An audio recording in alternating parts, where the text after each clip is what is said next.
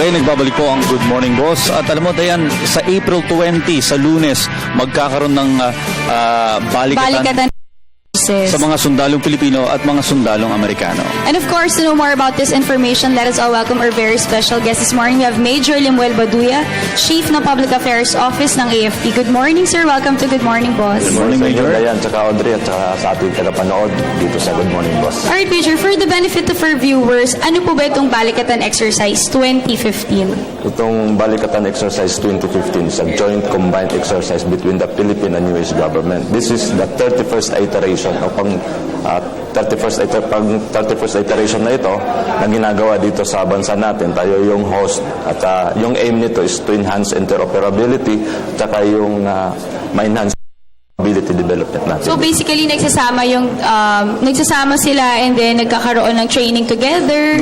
Tama po? They will come up together so that maging more responsive partnership between the Philippine and US government. Alam mo, matagal na Dayan na mabuti yung partnership ng bansang Amerika at ng Pilipinas. At sa pagkakataon pong ito, itong balikatan exercise, saan po ang focus po nito? Ang focus dito is territorial defense operation at saka humanitarian civic assistance na ginaganap din sa tatlong unified commands dito sa Northern Luzon at sa Northern Luzon Command dito sa Fort Magsaysay, Tarlac at saka dito sa Zambales, and then doon naman sa Panay. Alright, so what are the series of activities that you will be doing for this Balikatan exercise? So, noong April 6 ay naganap na yung Freedom Banner exercise na sinasagawa yung maritime deployment of forces, yung combat service support, ang combat service support exercise na ginagawa dito. Tapos ngayong April 20 ay gaganapin naman ang opening ceremony doon sa AFP Club Officers Club dito sa Camp Aguinaldo, Quezon City. Sa pagkakataon ganito, Major, ilan po ba yung mga participants na mga US soldiers at saan po kayo i-deploy? Saan nyo po gaganapin itong balikatan exercise? Hindi naman magulat yung ating mga kababayan sakaling may mga makitang mga sundalo doon. Sa ngayong balikatan na 2015, tumaas ang participants dito ng US nasa 6,656 while for the Philippine Armed Forces nasa 5,023. So ang focus dito nasa Tarlac, Zambales at saka sa Nueva Ecija, Fort Magsaysay. Alright, so Audrey, ang ganda kasi nito dahil from sa Amerika at saka yung mga sundalo natin dito, magkakaroon ng exchange of ideas, pati when it comes to trainings at yung mga natututunan nila, magkakaroon din ng, syempre, friendship dyan, magkakaroon din ng bonding, so at least kahit paano may matututunan sila sa bawat isa. So, sir, ano po ba yung mga inaasahan nating mga sundalong Pilipino?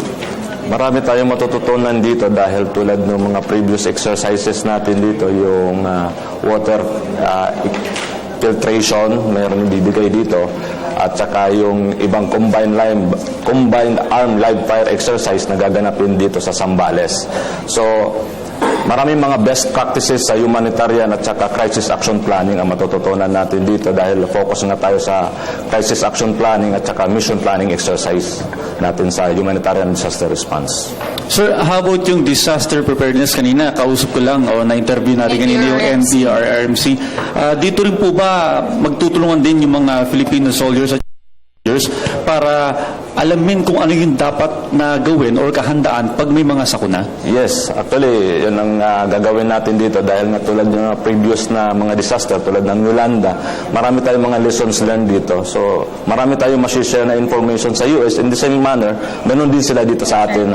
It will encourage multinational cooperation sa ganitong klaseng exercise. So, sir, ang ceremony is on April 20? April 20. So, gaano po, kailan yung simula nung balikatan exercise at hanggang kailan po ito? Actually, yung formal opening talaga dito is next week, April 20. But before that, noong March 15, nagkaroon na ng mga site preparation doon sa different engagement area or different venues doon sa Panay. Tuloy lang siya? Tuloy-tuloy lang. However, yung formal activity talaga, yung formal exercise would cover 10 days. 10 days. From April 20 to 30. That would culminate doon naman sa Subic. Alam mo, Dayan, curious lang ako, no, dahil ang pamahalan nga, ang suporta ng Aquino administration sa ating AFP, yung modernization program, may mga bagong kagamitan po ba na gagamitin sa balikatan na exercises na para matutunan ng mga sundalong Pilipino na magamit? yun nga yung challenge dito. Pag sinasabi natin interoperability, kumbaga as the saying goes, unity amidst diversity. Iba-iba yung kultura natin, iba-iba yung weapon system ng Pilipino at saka yung US Armed Forces. However, yun ang challenge. Sabing interoperability, how would be able to operate kahit iba yung weapon system natin sa US Armed Forces. So yun ang dapat natin matututunan kasi may misconception dito. Sabi nga, hindi naman natin ma-acquire lahat ng, o hindi nila iiwan yung mga equipment nila dito sa atin. Ang gusto lang natin is we would be able to adapt anong mayroon sila, anong naman mayroon sa atin, and we would be sharing information. Pero Major, with all the trainings na ginagawa ng ating kasandaluhan, can we 100% say na handa tayo para sa ating modernization program as Audrey said a while ago? Yes, napaka-seryoso yung ating Pangulo dito sa modernization program. So far, marami ng equipment or naval at saka air assets na nabigay sa recently, yung C-295 na nandiyan sa Philippine Air Force. So marami pang paparating na dahil nga dito sa modernization program sa 15-year plan. Alam niyo po, medyo marami-rami yung binanggit yung Wait, mga... 2025, no? Tama? 2025. 2028. 2028, so mahaba-haba So pa. mahaba, so marami 30 pa years tayong pa. syempre antayin. Pero syempre, mas maganda yun kasi mas pinapaigting ngayon at mas pinapalakas ang ating kasandaluhan, pati ang AFP. Okay, maiba lang tayo ng konti. No? Kanina, balikan ko po yung sinabi nyo, 600 plus na mga US soldiers. 6,000 po. 6,000 plus 6,000 US soldiers. Medyo marami-rami po ito. Ang balita namin last week, nagkaroon ng na liberty policy ang mga pamunuan ng US soldiers. Do you have any idea about this? Yes, Sir? narinig ko rin yan. Well, in fact, hindi lang naman sa US Armed Forces yan. Pati rin sa amin, we practice that na meron kaming tops.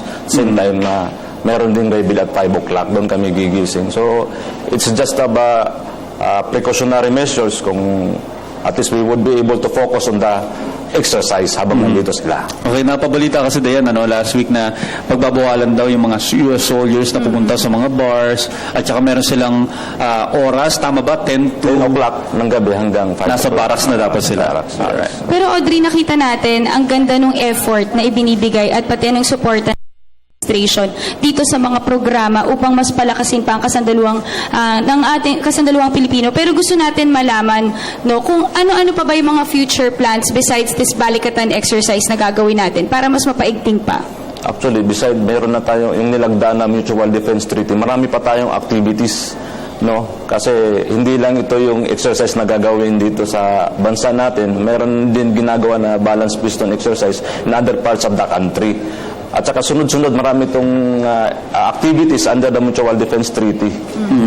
Sir, matanong ko lang, may mga sundalo din po ba na pinapadala sa states for seminars or for enhancement din ng Yes, ng skills? nagpapadala tayo sa through foreign schooling, parang subject matter expert exchange din yan. Pagbalik nila dito, nagtuturo din sa training and doctrine command. So na-assign sila sa CJC o sa training school, mga training institution, so that they would be able to impart anong natutunan nila sa ibang bansa.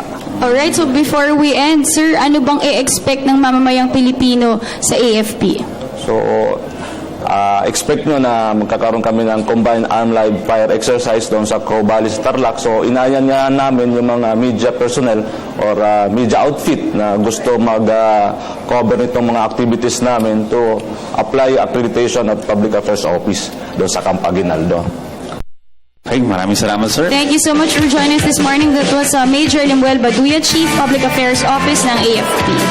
Okay, maraming salamat, sir. Tsaka good luck dyan sa may balikatan Good luck. exercise. Sana maraming pakinabang yung bansa natin dyan na matamo.